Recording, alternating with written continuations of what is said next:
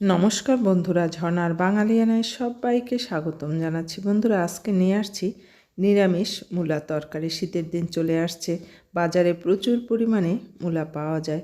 তবে মূলাগুলো কিন্তু এখনও অতটা মোটা হয়নি, কিন্তু এই মূলাগুলোই কিন্তু খেতে দারুণ লাগে। বন্ধুরা, আমি মূলাগুলো কেটে নিচ্ছি।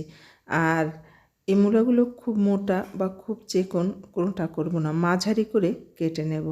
আর আমি সেভাবে করেই মূলাগুলা কেটে নিচ্ছি। বন্ধুরা, আমার দেশে বিদেশে প্রবাসে যে যেখানে বসে এই রেসিপিটা দেখছেন সবাইকে অসংখ্য ধন্যবাদ। আর আমার পেজে যত নতুন বন্ধু আসছে তাদেরকে বলবো অবশ্যই কমিউনিটিতে নক করবেন। আমি এবার আলু কেটে নিচ্ছি। আর আলুগুলো খুব মোটা করব না, পাতলা পাতলা যতটা সম্ভব পাতলা পাতলা করে কেটে নেব। এভাবে মূলার সাথে পাতলা পাতলা করে একটু আলু দিয়ে নিরামিষ মূলা রান্না খেতে কিন্তু অসাধারণ লাগে। বন্ধুরা, কম মশলা দিয়ে মূলা রান্নার রেসিপি আপনাদের সাথে আজকে শেয়ার করব। একেবারেই খুব কম মশলা আমি ব্যবহার করব। আমার সবজি কাটা হয়ে গেছে, এবার তুলে নিচ্ছি। আর এই সবজিটা আমি খুব ভালো করে ধুয়ে পরিষ্কার করে রান্নায় চলে আসলাম। কড়াইতে দিয়ে দিলাম সরিষার তেল, তবে আপনারা সাদা তেলও ব্যবহার করতে পারেন। এবার এর মধ্যে আমি আলু আর মূলা পরিষ্কার করা ঢেলে দিলাম। আর বন্ধুরা, এভাবে করে মূলার রান্না কিন্তু খুব ভালো শরীরের জন্য। আর কম মশলা কম তেল দিয়ে রান্না খুবই ভালো লাগে। এবার দিয়ে দিলাম লবণ, হলুদের গুঁড়া আর সামান্য আদা বাটা, দুটো কাঁচামরিচ।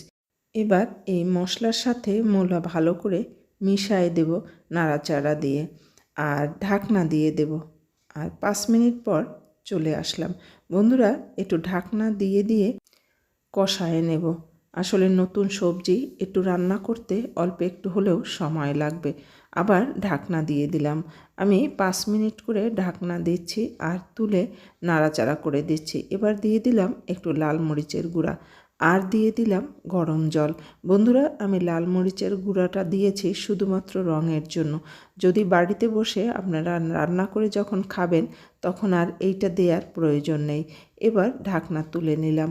বন্ধুরা, আবার কিন্তু আমি ঢাকনা দিয়েই রান্না করছি। এভাবে ঢাকনা দিয়ে দিয়ে রান্না করব যতক্ষণ না পর্যন্ত মূলা সিদ্ধ হয়। আর এই 5 মিনিট ঢাকনা দেব, আবার 5 মিনিট পর তুলে নেব আর একটু নেড়ে চেড়ে দেব। এভাবে করে রান্না করলে রান্নার রঙও খুব ভালো থাকে। আর সবজি রান্না করতে খুব কম সময় লাগে, গ্যাসও কম যায়। এভাবে ঢাকনা দিয়ে রান্না করলেই কিন্তু ভালো হয়। বন্ধুরা, আমার সবজিটা প্রায় অর্ধেক হয়ে গেছে। এবার আমি ফোড়ন দিয়ে নেব। তার জন্য আর একটা কড়াই আমি এখানে ব্যবহার করলাম। দিয়ে দিলাম সামান্য আরও একটু তেল। এবার এর মধ্যে কালো সরিষা ফোড়ন দেব আমি। কালো সরিষা দিয়ে ফোড়ন দিলে কিন্তু যে কোনো সবজির টেস্ট দ্বিগুণ বেড়ে যায়। এবার এই তেলটুকু আমি এই মূলার সবজির মধ্যে দিয়ে দেব। এবার একটু নেড়ে চেড়ে নিয়ে নেব। আর বন্ধুরা, আমার এই রেসিপি যে যেখানে বসে দেখছেন, যদি ভালো লেগে থাকে লাইক শেয়ার সাবস্ক্রাইব করতে ভুলবেন না। আর অবশ্যই বলবো এভাবে বাড়ি বসে একদিন হলেও রান্না করে খেয়ে দেখবেন। নিরামিষ মূলার সবজি কিন্তু খেতে শীতের দিনে দারুণ লাগে। রুটি দিয়ে বলেন, ভাত দিয়ে বলেন, আপনি যা দিয়েই খান সেটাই কিন্তু ভালো লাগে। আমি আপনাদের তুলে দেখাচ্ছি। আমার এই সবজিটা কিন্তু রান্না হয়ে গেল। আর দেখেন, একেবারেই পাতলা পাতলা একটু ঝোল, আর সবজিটা দেখতেও কিন্তু দারুণ দেখাচ্ছে। বন্ধুরা, এভাবে বাড়িতে বসে রান্না করে খাবেন। এত সময় ধরে যে যেখানে বসে আমার এই রেসিপিটা দেখলেন সবাইকে অসংখ্য অসংখ্য ধন্যবাদ। ভালো থাকবেন, সুস্থ থাকবেন।